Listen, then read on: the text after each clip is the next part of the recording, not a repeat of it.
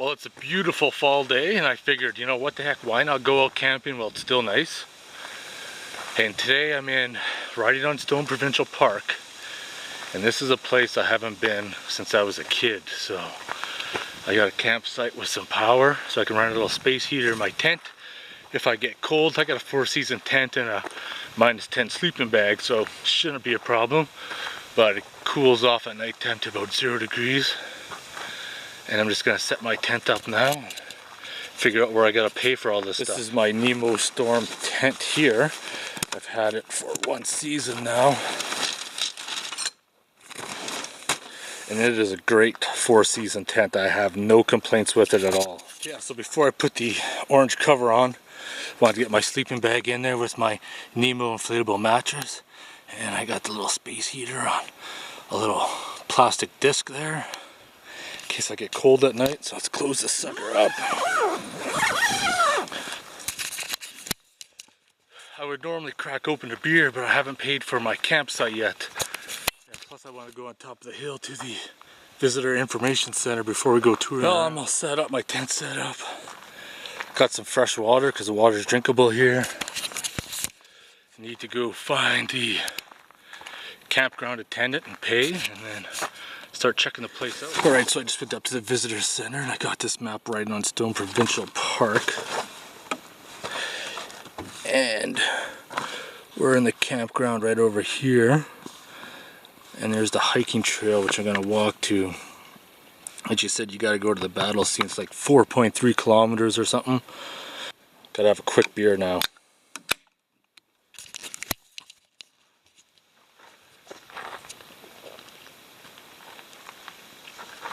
Now the camp is set up, everything's paid for. Now we can head out and explore. Alright, so this is the start of the trail. We're gonna go down through here. We gotta watch out for some prairie rattlesnakes too. Next year, I knew this was here, but since I've not spent too much time, next year I'm gonna bring my kayak and stick it in the creek there and go paddling up. So I showed you guys many places in Alberta before, mostly with the mountains, but this is riding on Stone Provincial Park. So you can see right here how unique the area is. It's actually pretty cool. We do have to look out for rattlesnakes. The big ones are gone, but apparently the baby ones are still here. And the problem with the baby ones is that they don't have rattles yet. I should really be focused on where I'm going instead of talking and walking, so I'll show you in a second. Went through those little steps in the rock. Well, this is spot number 2. I missed number 1, but I'll put that right there and you guys can pause it and read it if you want. This area is so gorgeous. I haven't been out here since I was a kid. Man, this is amazing.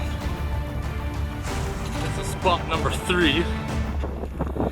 I know it's kind of hard because that mountain's on the American side, but that's the only mountain in this area. So this is spot number 3, and it is the summits of the sacred world. So I'll leave that there. You guys can pause it and read it. Give you guys a look. I mean, this is so cool. This is one of the coolest places I've been to go hiking. Even a fat guy like me can squeeze through there.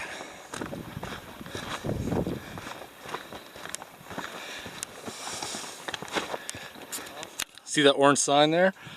That's where I was earlier. I was talking about my kayak, putting it in this little stream or river. Oh, here's spot number 4. This one's called the Riverside Oasis. And I'll give you guys the panoramic view. And there's the read up of it. Once again, this is stop number 5 when I just walked through like these little woods back there, and these are all berry trees, but fortunately it's fall, so there's no berries left. So that's what this whole section is. Anyways, if you want to read it, It's kind of berries in the area and what it says. Let's go off to number 6. You can see how low the river is in the fall. If my buddy Dave was here, he'd be panning for gold in these creek beds. It's nice coming here in the fall because I basically have this whole area to myself. Where in the summertime this place would be packed.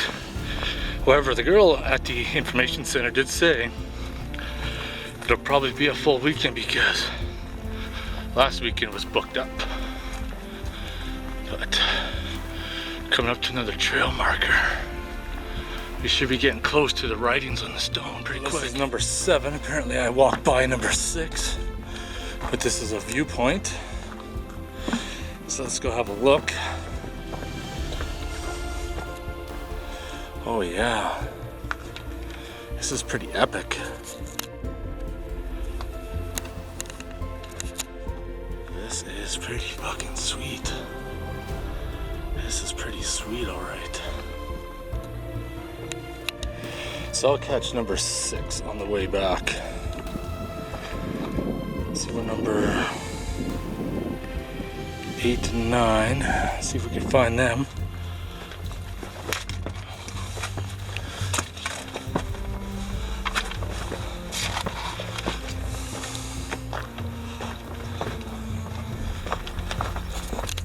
Okay, number 8. And this one is Places of Shelter and Diversity. I'll let you read that.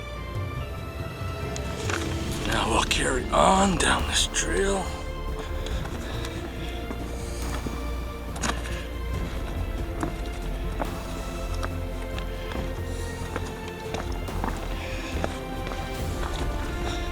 We're at number 9, and this one's called Of Pack Rats and Artifacts. I'll zoom in on that one. It's kind of interesting because First Nations burial sites are found nearby. I'm just going to cruise out to this outlook here.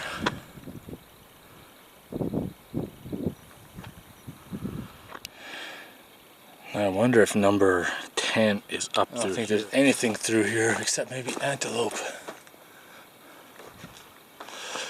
This should take me back down to the main trail. Crossroads battle scene to my right.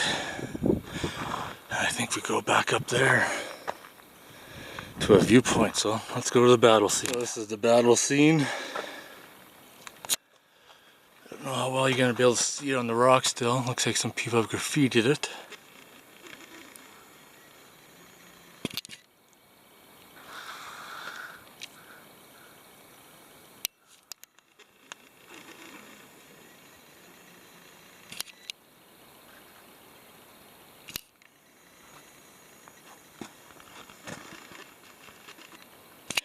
Now I'm at the crossroads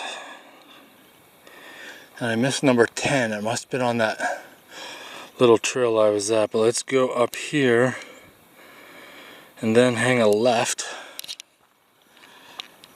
and that'll take us to a lookout point and 2 more spots apparently. You're gonna be able to see, but that's the visitor grounds right there. Way down there is my campground.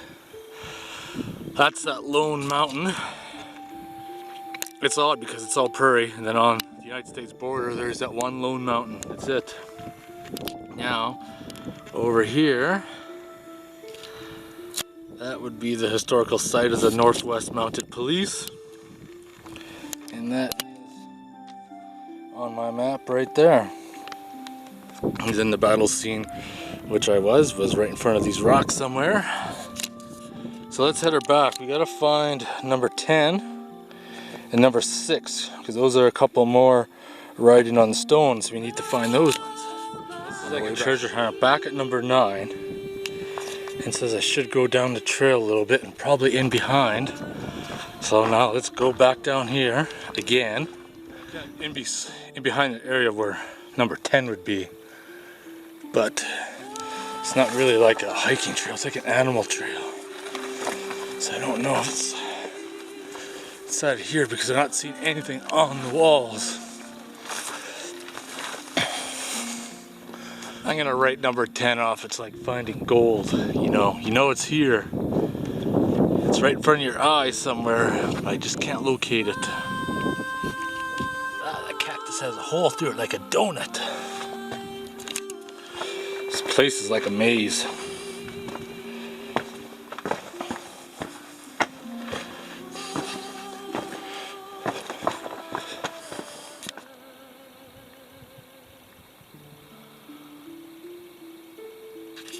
So I found number 6, and this one is the work of the spirit world. And you can read that, pause it, but it took me a few minutes to find them. I'll zoom in. I don't know if you're going to be able to get in the video, but there's a paw print right there, and then there's a larger paw print right about there, and then one of the animals is right about there. It's kind of faded out,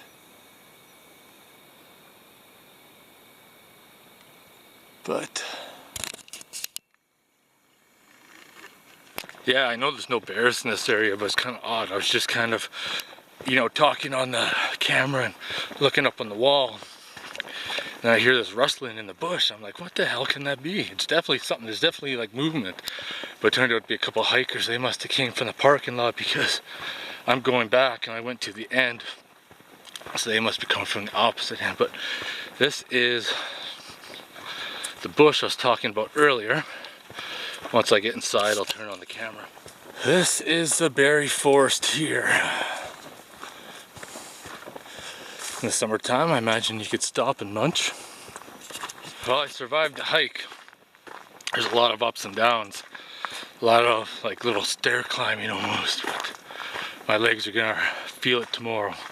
They feel like jello right now, so let's get back to the campsite and have a motherfucking beer time. Fortunately, I got campers around me, so I can't say motherfucking beer time, because people, young kids, get fucking mad because you're swearing. But let's just get back to the campsite and crack open a beer.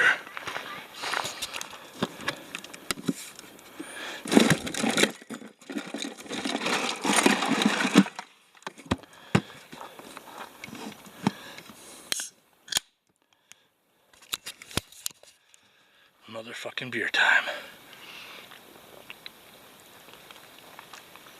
Oh. Ooh, that sure tastes good after that hike. Now, chop this wood up so I can start a fire later. Wood's all chopped up. Got some kindling right there. This is my campsite, and the campsite's starting to fill up. It's only Thursday, but campsite's pretty nice here. The wind's kind of picking up, so maybe tomorrow morning I'll be able to get my drone out. And the sun's setting, so I don't want to go back out to set up a time-lapse photography. I should have actually brought my little mini drift camera and the tripod and set it up and went hiking, but I just powered through those trails, and I'm going to get something cooked up to eat. Oh yeah, I think those bad boys are done.